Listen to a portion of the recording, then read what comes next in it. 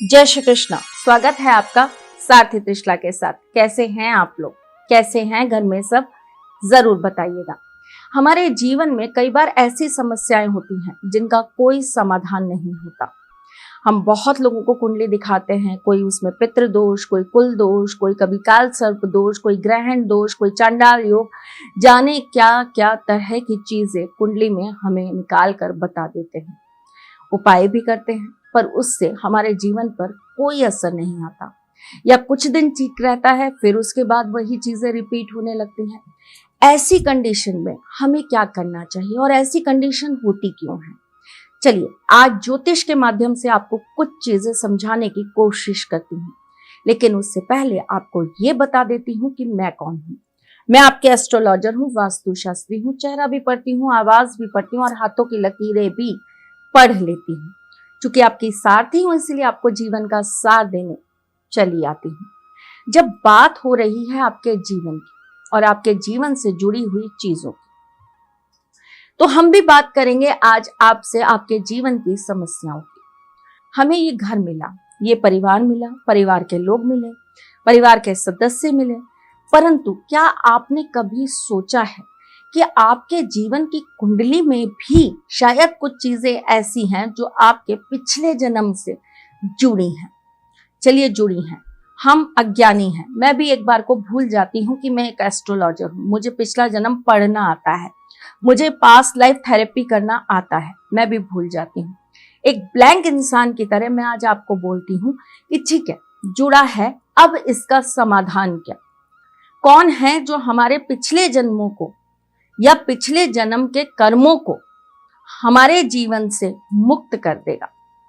तो ये कार्य सिर्फ एक ही ईश कर सकते हैं, उनकी ही भक्ति कर सकती है, और वो है भोलेनाथ। शिव जी की भक्ति आपको पितृदोष, काल सर्प दोष, चांडाल दोष, आपके जीवन में चल रहे ग्रहण दोष और बहुत सारे ऐसे छोटे मोटे दोष जिनको बारे में ना आपको पता है ना जिनको आप जानते हैं, इन सब से आपके जीवन को मुक्त कराने का कार्य भोलेनाथ बहुत आसानी से कर सकते हैं।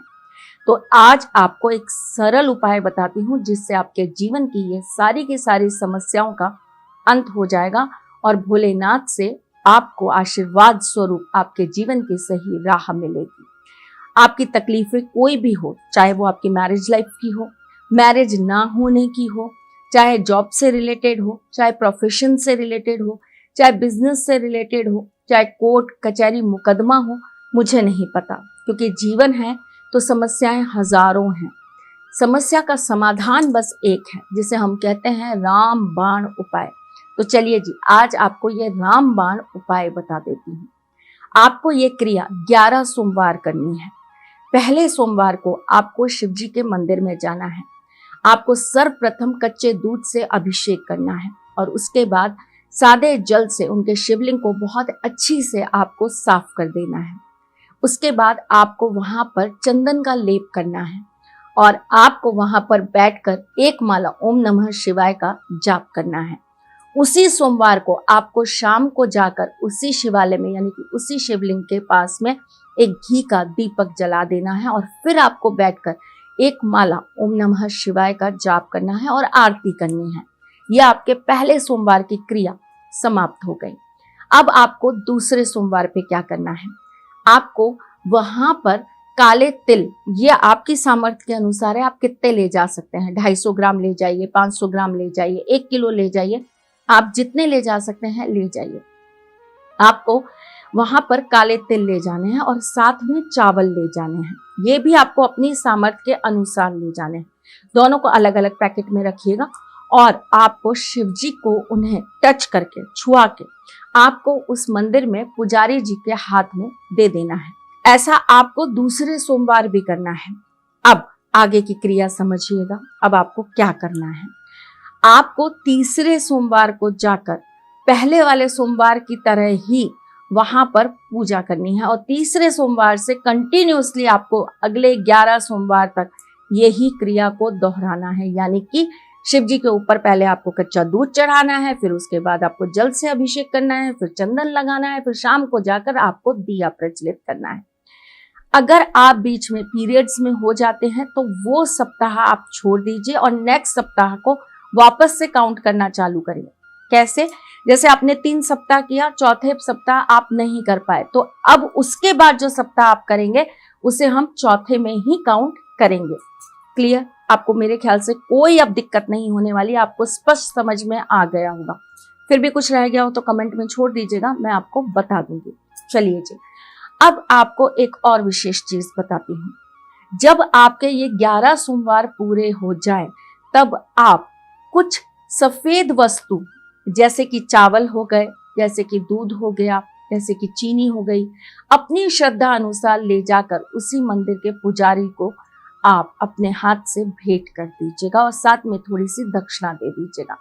करके देखिए, कितना भी बड़ा आपके जीवन में दोष क्यों ना लगा हो, आपके पिछले जन्म का कोई बड़ा कर्म क्यों ना जुड़ा हो, जरूर कटेगा और भोलेनाथ के आशीर्वाद से आपके बिगड़े काम बनने लगेंगे।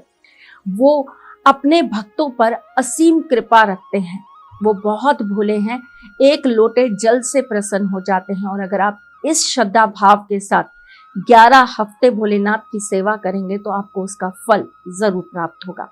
आपकी कुंडली में कौन सी चीज आपको परेशान कर रही है, किस चीज से आप बहुत ज्यादा व्याकुल हैं, अगर आप जानना चाहते हैं कि आपकी कुंडली में कौन सा दोष आपको परेशान कर रहा है तो दिए गए नंबर्स पे कॉल करके, व्हाट्सएप करके या मैसेज करके आप अपनी कुंडली के बारे में जानकारी प्राप्त कर सकते हैं। लेकिन निवेदन है कि इसके लिए आपको अपॉइंटमेंट लेना होता है, तो वो आप लेकर जरूर कर लीजिए। चलिए जी, मैं फिर कुछ नया, कुछ अलग, कुछ अद्भुत लेकर आपके सामने जल्दी आऊंगी। तब तक के लिए मुस्कुराते रहिएगा, रिश्तों में मजबूती बना के रखिएगा, अपने साथी के साथ यूं ही जुड़े रहिएगा, प्यार देते रहिएगा, प्यार लेते रहिएगा, ख्याल रखिएगा अपना और उनका जिनसे आप प्यार करते हैं।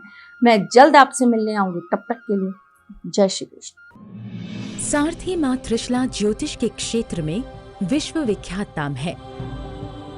ज्योतिष शास्त्र में पीएचडी मां त्रिशला पिछले 22 वर्षों से ज्योतिष की सभी परंपरागत विधाओं के साथ साथ अनेक दुर्लभ गुण विधाओं जैसे परछाई एवं नव्स के अध्ययन से अपनी सटीक भविष्यवाणी और पूर्वानुमान के लिए विख्यात हैं। अपने उपायों द्वारा लाखों लोगों का जीवन संवार चुकी मां त्रिशला लगातार 2016 से ज्योतिष विभूषण अवार्ड प्राप्त कर रही हैं। साल 2018 में उन्हें उत्तराखंड के मुख्यमंत्री त्रिवेंद्र सिंह रावत ने ज्योतिष विभूषण अवार्ड से सम्मानित किया था और साल 2016 में उन्हें राजस्थान में बेस्ट एस्ट्रोलॉजर के अवार्ड से नवाजा जा चुका है।